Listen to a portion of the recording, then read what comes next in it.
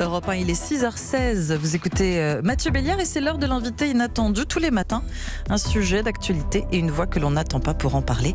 On vous emmène dans l'espace. Dans le vide, avec deux infos ce matin.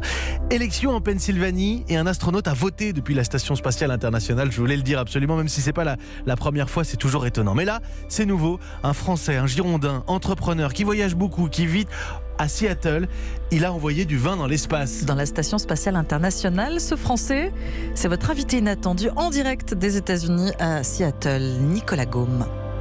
Bonjour Nicolas Gaume. Bonjour. Alors d'abord, la première question est extrêmement simple ce matin. Pourquoi envoyer du vin dans l'espace ? Le vin est en fait liquide biologique extrêmement intéressant à étudier. On le sait peut-être pas ou on l'a oublié, mais Louis Pasteur, en étudiant le vin, a découvert l'existence des bactéries, ce qui a bouleversé la biologie et qui a construit énormément des référents que nous avons de la médecine jusqu'à l'agriculture. La pasteurisation a d'abord été inventée pour le vin avant d'être appliquée aux produits laitiers. Donc le vin est un terreau d'études extrêmement intéressant dans lequel il y a des composants biologiques essentiels, des bactéries, des levures et d'autres qui sont très intéressants, les polyphénols. Et étudier le vin, c'est revenir à cette racine de ce qui fait, in fine, notre santé, notre alimentation. C'est du vivant, hein. Il faut le rappeler, il faut le souligner, le vin, c'est un produit vivant. Absolument, c'est totalement un univers vivant, en évolution. Et c'est aussi ça qui est intéressant, c'est-à-dire que regarder un corps humain qui est d'une complexité inouïe dans un environnement spatial qui est très particulier. Pour vous donner un peu des idées générales, on est à 8, 9 kilomètres les plus hautes montagnes, 10, 11 kilomètres les avions, 100 kilomètres on rentre dans l'espace. Et nous, on est entre cette base qu'on appelle l'orbite basse, entre 100 km et 500 km, là où se trouve la station orbitale internationale. Et dans cet espace-là, eh bien, on a des environnements comme la station orbitale. On recrée la vie, on recrée la condition de température, de luminosité, d'oxygène, comme sur Terre, à l'exception d'un grand paramètre qui est la gravité, qu'on ne peut pas simuler facilement et qui du coup n'existe pas. Et ça change tout et ça amène des évolutions absolument fascinantes de tous les éléments du vivant, du plus petit au plus grand. C'est ça qu'on regarde et c'est ça qu'on veut capitaliser.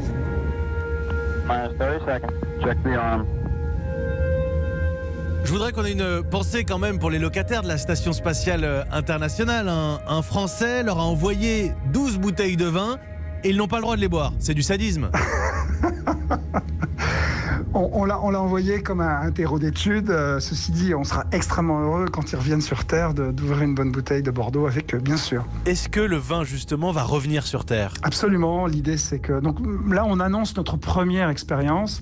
La mission WISE, qui est notre programme de recherche, veut vraiment utiliser les conditions de l'univers spatial que j'évoquais pour trouver des solutions très concrètes sur l'avenir de l'agriculture, celle dont on a besoin avec une terre plus chaude et moins d'eau.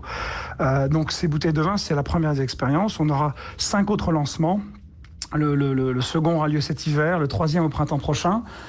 Et tous consistent à envoyer des éléments biologiques sur la station orbitale, de faire un certain nombre d'expériences et de ramener ces échantillons après sur Terre. Donc là, les bouteilles reviendront à l'automne prochain. Vous allez peut-être réconcilier les Américains avec nos fromages au lait cru. À l'occasion, on va peut-être en reparler à une autre occasion. Ce qui vous préoccupe, c'est l'alimentation de demain sur Terre. On est bien d'accord ? Absolument. Comment est-ce qu'on fait pousser tout simplement des plantes dans un univers plus chaud, avec moins d'eau potable, donc plus de sel ? Comment est-ce qu'on peut aussi traiter des évolutions essentielles comme peut-être faire moins appel aux pesticides.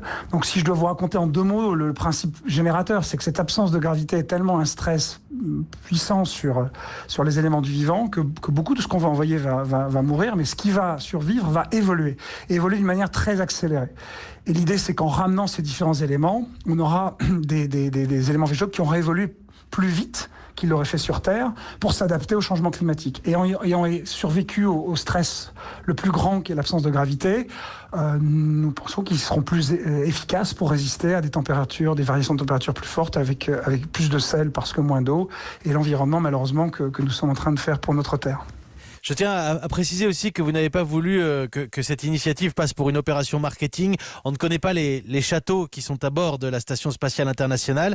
On sait juste qu'il s'agit de vin de Bordeaux. Il y a du chauvinisme là-dedans. Je n'ai pas de Cahors ni de Bourgogne dans la liste a priori. Alors effectivement, vous avez raison de le dire. On voulait pas, on fait pas une opération marketing, on fait une opération de recherche. Et de fait, on voulait pas que le nom, la marque. Donc tout à fait. Effectivement, c'est du Bordeaux. Et il y aura peut-être une petite pointe de chauvinisme. Je suis très attaché à ma ville, très attaché à ma région, indubitablement. Ça n'empêche pas qu'on adore tous les vins de France. Mais là, il se trouve que celui-ci, le vin qu'on a choisi, avait aussi les caractéristiques biologiques les plus intéressantes pour la recherche qui nous intéressait. Vous êtes un homme d'affaires, vous voyagez beaucoup, je tiens à le préciser. Là, nous parlons, vous êtes à Seattle et nous à Paris sur Europe 1. En quelques jours seulement, votre vin aura parcouru plus de kilomètres que vous dans toute votre vie. C'est vrai. Le véhicule spatial est parti de Wallop Island en Virginie, sur la côte est américaine, à peu près à 4 heures de route de Washington DC. Il est parti samedi matin et il a mis 2 jours pour atteindre la station orbitale. Donc il a tourné le véhicule Cygnus dans lequel était la cargaison, a tourné plusieurs fois autour de la Terre pour se mettre à la bonne orbite et après s'arrimer à la station orbitale où l'ensemble de notre cargaison a été déchargé, l'équivalent d'hier après-midi, heure française. Il y a quelque chose d'assez fascinant, la conquête spatiale et en même temps le patrimoine ancestral français. Nicolas Gaume, merci beaucoup. Hors antenne, on va essayer de voir comment on s'inscrit pour goûter ce vin quand il revient sur Terre. Mais merci Nicolas Gaume d'avoir répondu à nos questions ce matin. Merci de votre invitation, au revoir.